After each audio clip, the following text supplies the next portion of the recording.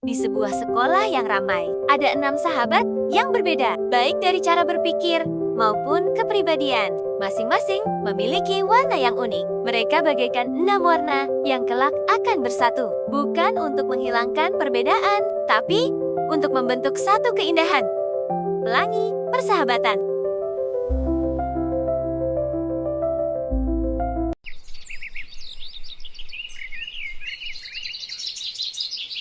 Waduh, Farah, kamu serius banget baca buku itu? Kalau gini terus, nanti kepala kamu bisa berasap.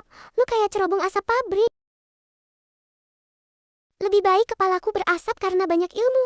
Daripada kosong melompong, Neneng. Aku cuma mau belajar, biar konsep tugas kelompok kita ini benar-benar matang.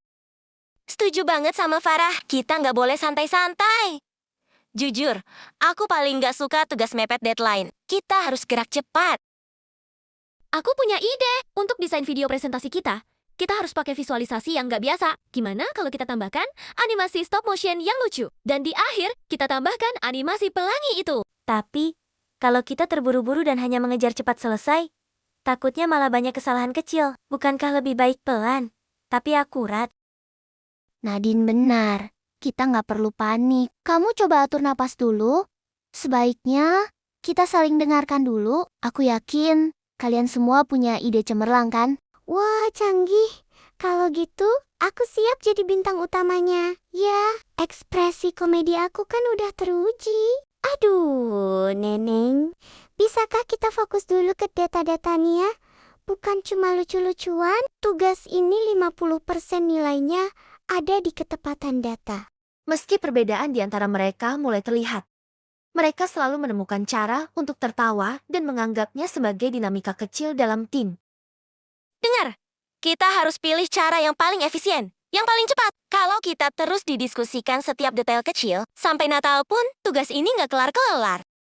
Cepat itu beda dengan asal jadi. Abel, tugas kita ini laporannya kompleks. Aku sudah cross-check datanya. Kalau kita ambil cara cepatmu, ada 2 data vital yang akan terlewat. Farah, benar. Kalau terburu-buru, kita bisa kehilangan esensi dan detail penting. Bukankah yang penting itu kualitas isinya? Sudahlah kawan-kawan, ini tugas, bukan perang dunia ketiga. Kalau tegang gini, mending aku bikin stand-up komedi aja. Ini bukan waktunya bercanda, Nenek. Aku menghargai ide kreatif dan lucumu. Tapi ini tentang nilai besar. Kita harus serius dan fokus. Oke, fine. Aku diam. Aku juga nggak mau ide kreatifku tentang visualisasi itu diabaikan begitu saja. Aku ingin hasilnya berbeda, menonjol dari yang lain. Apa gunanya tim kalau cuma mengikuti satu cara berpikir, yaitu cara yang lurus dan aman? Ide bagus tanpa output yang cepat itu cuma wacana, Zahra. Kita butuh hasil. Kalau semua sibuk dengan ide masing-masing, kita nggak akan selesai. Teman-teman, tolong, hentikan. Kita adalah satu tim. Kita sedang menyerang masalah yang sama. Jangan saling keras kepala. Kita itu seharusnya melengkapi, bukan saling menjatuhkan.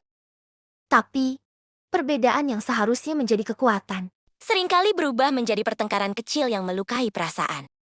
Mungkin aku terlalu memaksakan pendapatku. Aku lupa bahwa tidak semua hal harus rapi dan selurus yang aku mau. Aku terlalu kaku. Tanpa candaanku, suasana jadi dingin banget ya. Tapi, apa iya candaanku selalu mengganggu mereka? Mungkin aku harus tahu kapan waktunya serius. Andai aku lebih berani bicara jelas dan lantang, mungkin mereka mengerti maksudku. Mereka tidak akan salah paham dan berdebat keras seperti tadi. Aku cuma ingin cepat selesai, dan tugas ini sempurna. Tapi aku malah bikin semua marah dan menjauh. Aku nggak becus jadi pemimpin unofficial yang baik. Aku ingin kita tetap bersama. Aku ingin mereka berdamai. Tapi aku tidak bisa menahan mereka. Jika ego sudah berbicara, apakah persahabatan kami sebatas tugas ini? Kenapa sulit sekali menghargai ide satu sama lain? Kreativitas itu penting. Tapi aku sadar, aku juga terlalu memaksa orang lain untuk melihat duniaku. Sore hari, mereka kembali duduk bersama di taman sekolah. Di bawah pohon besar, suasana masih canggung. Tidak ada yang berani memulai bicara. Teman-teman, Aku nggak suka lihat kita begini. Kita bukan cuma rekan tugas kan? Kita sudah jadi sahabat selama ini. Apa iya pertemanan kita harus hancur cuma karena perbedaan metode kerja? Iya, aku sadar. Aku minta maaf, aku kurang berani bicara jelas. Jadi ideku sering salah dipahami. Mulai sekarang, aku akan belajar lebih vokal. Aku juga minta maaf, Farah. Aku terlalu keras dan memaksakan kecepatan. Aku lupa.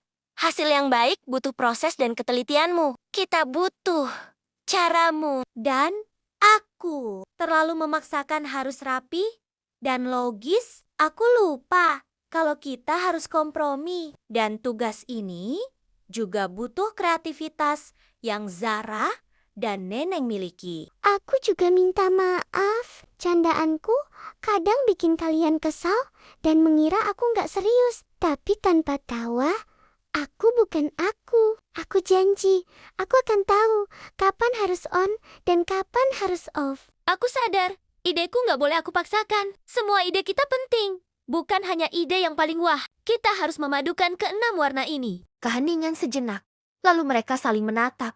Senyum tulus mengembang. Beban di hati mereka terasa terangkat. Mereka menyelesaikan tugas bersama-sama dengan suasana kerja yang baru. Fokus, tapi penuh tawa dan kompromi. Neneng menyumbang ide lucu. Farah merapikan data. Abel mengatur waktu. Nadine teliti memeriksa. Zahra mendesain. Dan Vida menjadi fasilitas.